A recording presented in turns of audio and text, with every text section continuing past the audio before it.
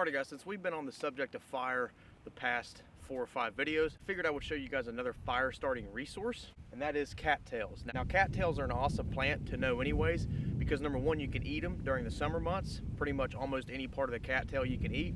Number two, it makes an awesome fire tinder. And when you're looking at the cattail, you can see it puts off in the summer months, these almost look like hot dogs. What these are, they're pretty much just seed pods.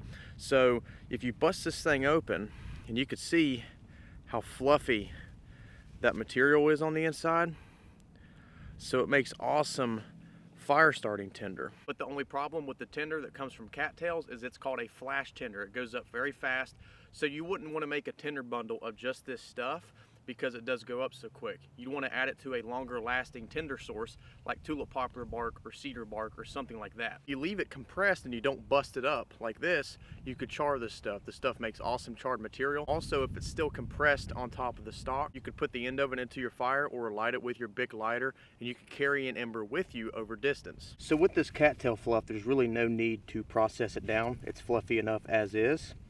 So like I said, it'll light with a ferrocerium rod and or a Bic lighter.